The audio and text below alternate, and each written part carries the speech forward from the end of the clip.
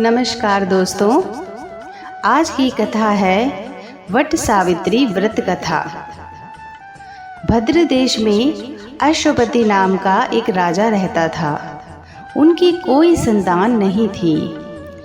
इसके लिए उन्होंने 18 वर्ष तक कठोर तपस्या की। एक दिन उनके इस यज्ञ और तप से प्रसन्न होकर सावित्री देवी प्रकट हुईं और उन्हें संतान के रूप में एक रूपवान, गुणवान और तेजस्वी कन्या होने का वरदान दिया। सावित्री देवी के वरदान से राजा को पुत्री हुई, जिस वजह से उन्होंने अपनी बेटी का नाम भी सावित्री रखा। सावित्री बड़ी ही रूपवान थी और अपने पिछले जन्मों के पुण्य प्रताप के कारण वाक चातुर्य कला में भली भांति निपुण थी। महल के आंगन में खेलते खेलते कब वो बड़ी हो गई, राजा को इसका पता ही नहीं चला। सावित्री की शादी की उम्र होने पर राजा को बहुत चिंता सताने लगी। राजा को अपनी रूपवान और बुद्धिमती कन्या के लिए कोई योग्य वर नहीं मिल रहा था। इस वजह से उन्होंने अपनी पुत्री से खुद अपने लिए वर तलाशने के लिए कहा। अपने पिता की बात सुनकर सावित्री ने खुद ही अपने लिए वर ढूंढना शुरू कर दिया। एक दिन सावित्री तपोवन में जा पहुंची।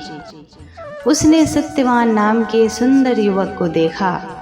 सत्यवान एक राजकुमार था जो साल्व देश के राजा द्युमत्सेन का इकलौता पुत्र था।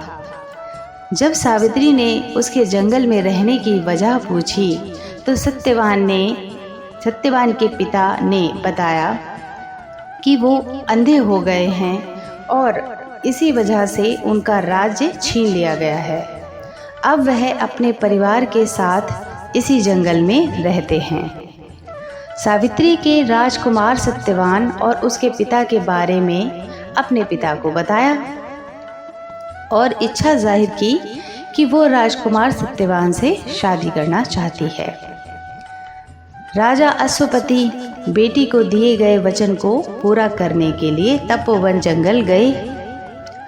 वहां पहुंचकर राजा ने द्युमत्सेन से मुलाकात की और उन्हें उनके पुत्र सत्यवान के लिए अपनी बेटी सावित्री से विवाह का प्रस्ताव दिया। राजा अश्वपति की बात सुनकर राजा ने बड़े ही निराश मन से कहा, हे राजन, मुझे आपका प्रस्ताव मंजूर है। मेरा पुत्र सत्यवान गुणवान, धर्मात्मा और बलवान है, लेकिन ऋषि राज नारद ने मुझे बताया है कि यह अल्प आयु का है, जिसकी अगले वर्ष अमावस्या के दिन मृत्यु हो जाएगी। इसलिए मैं आपसे, आपकी पुत्री से विनती करता हूँ कि आप किसी और युवक से अपनी पुत्री की शादी करवाएं।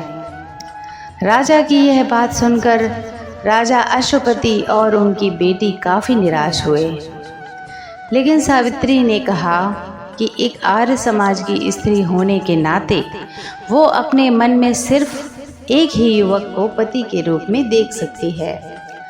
राजकुमार सत्यवान के अलावा अब वो किसी अन्य युवक से विवाह नहीं कर सकती है। सावित्री की जिद के सामने राजा अश्वपति और राजा द्युमत्सेन को झुकना पड़ा। अगले ही दिन राजकुमारी सावित्री और राजकुमार सत्यवान का विवाह बड़े ही धूमधाम से कर दिया गया। सावित्री रूपवान तो थी ही, लेकिन वह सर्वगुण संपन्न भी थी। ससुराल पहुंचते ही वो तन मन से अपने पति सत्यवान और सास ससुर की सेवा करने लगी। देखते ही देखते 1 वर्ष निकल गया और सत्यवान की मृत्यु का दिन करीब आ गया। जैसे जैसे दिन कट रहे थे, सावित्री का मन उदास रहने लगा। उन्होंने नारद से पूछा कि क्या वो अपने पति की उम्र को बढ़ा नहीं सकती है। तो इस पर नारद ने उन्हें अमावस्या के 3 दिन पहले देवी सावित्री का उपवास करने और वट के पेड़ की पूजा करने का निर्देश दिया। नारद के बताए अनुसार सावित्री ने सत्यवान की मृत्यु वाले दिन यानी अमावस्या से 3 दिन पहले देवी सावित्री के नाम का उपवास किया और वट के पेड़ की पूजा की। साथ ही अपने पितरों का पूजन भी किया। देखते ही देखते ये 3 दिन भी निकल गए और अमावस्या यानी सत्यवान की मृत्यु का दिन आ गया। हर रोज की तरह अमावस्या के दिन भी सत्यवान जंगल में लकड़ी काटने गया और सावित्री भी उसके साथ गई। लकड़ी काटते समय सत्यवान ने सावित्री को बताया कि अचानक उसके सिर में तेज दर्द हो रहा है।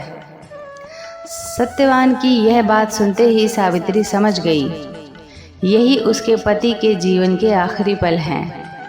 वो जमीन पर एक वट के पेड़ के नीचे बैठ गई और सत्यवान का सिर अपनी गोद में रखकर सहलाने लगी। अगले कुछ ही क्षणों में सावित्री के सामने भयानक रूप में यमराज खड़े थे और वे सत्यवान के प्राण को लेकर अपने साथ जाने लगे। सावित्री भी यमराज के पीछे पीछे जाने लगी। यमराज ने पहले तो सावित्री को बहुत मनाया कि वो जो कर रहे हैं वो पहले से ही लिखा गया है, वो बस अपना काम कर रहे हैं। लेकिन सावित्री ने यमराज की बात नहीं सुनी और वह उनके पीछे पीछे चलती रही। सावित्री की इस निष्ठा और पति के लिए उसका त्याग देखकर यमराज काफ़ी प्रसन्न हुए और उन्होंने सावित्री को वरदान मांगने के लिए कहा। यमराज की बात सुनकर सावित्री ने कहा, हे यमराज, मेरे सास ससुर अंधे हैं, आप उनकी आंखों की रोशनी वापस करने का वरदान दीजिए। यमराज ने कहा, ठीक है, ऐसा ही होगा, जाओ अब घर जाओ, तुम्हारे सास ससुर अब अंधे नहीं रहे। ऐसा कहने के बाद यमराज फिर आगे बढ़े, लेकिन सावित्री फिर से उनके पीछे पीछे चलने लगी। यमराज ने सावित्री को वापस जाने के लिए कहा, लेकिन सावित्री ने मना कर दिया। उसने यमराज से कहा कि वह बस अपने कर्तव्य और पत्नीव्रत का पालन कर रही है, इसलिए जहाँ जहाँ उसके पति जाएंगे वह उनके पीछे पीछे चलेगी। सावित्री की इस बात को सुनकर यमराज फिर से काफ़ी प्रभावित हुए। उन्होंने सावित्री को एक और वरदान मांगने के लिए कहा। सावित्री ने कहा, मेरे ससुर साल्व देश के राजा थे, लेकिन किसी ने उनसे उनका राज्य छीन लिया है। कृपया करके आप उन्हें उनका राज्य वापस मिलने का वरदान दें। यमराज ने सावित्री के इस वरदान को भी पूरा कर दिया और कहा, जाओ अपने सास ससुर के राज्य में जाओ, अब वे जंगल में नहीं अपने महल में सोते हैं। यमराज ने इतना कहा और फिर सत्यवान के प्राण को लेकर आगे बढ़ चले, लेकिन अब भी सावित्री उनके पीछे पीछे आ रही थी। यमराज ये देखकर काफ़ी हैरान हुए और उन्होंने सावित्री से इसकी वजह पूछी। तो सावित्री ने बताया कि एक पत्नी का फर्ज है कि वो वहीं रहेगी जहाँ उसका पति रहेगा। अगर उसे ससुर के महल में उसके पति ही नहीं रहेंगे तो वह उस महल में उसके जाने का कोई अर्थ ही नहीं है। सावित्री की इस बात को सुनकर यमराज काफ़ी प्रसन्न हुए। तो उन्होंने कहा, हे पुत्री, तुम न सिर्फ रूपवान और गुणवान हो बल्कि एक पतिव्रता भी हो। तुम्हारे इन्हीं गुणों से प्रसन्न हूँ मैं। तुम तीसरा वरदान भी मांग सकती हो। यमराज की इस बात को सुनते ही सावित्री ने कहा, हे यमराज, आप मुझे 100 संतानों की माँ बनने का वरदान दें। सावित्री के इस वरदान को सुनते ही यमराज ने कहा, हे पुत्री, अब घर जाओ, मैं तुम्हारे इस तीसरे वरदान को भी पूरा करता हूँ। तुम 100 साहसी और पराक्रमी संतानों को जन्म दोगी। यमराज के इस वरदान को सुनकर सावित्री ने कहा, हे यमराज, मैं एक हिंदू नारी हूँ और आर्य कुल की जन्मी हूँ, इसलिए मेरे जीवन में सिर्फ एक ही पति होंगे और वो सत्यवान हैं। इसलिए आपको अपने वरदान के अनुसार मेरे पति सत्यवान को फिर से जीवित करना होगा। इस सावित्री की इस बात को सुनकर यमराज और भी ज़्यादा प्रभावित हुए और उन्होंने सत्यवान के प्राण को वापस छोड़ने का वरदान दिया और सावित्री से कहा, हे पुत्री, तुम अब वापस उसी वट के पेड़ के नीचे जाओ जहाँ पर तुम्हारे पति का शरीर पड़ा था। मैंने सत्यवान के प्राण को छोड़ दिया है।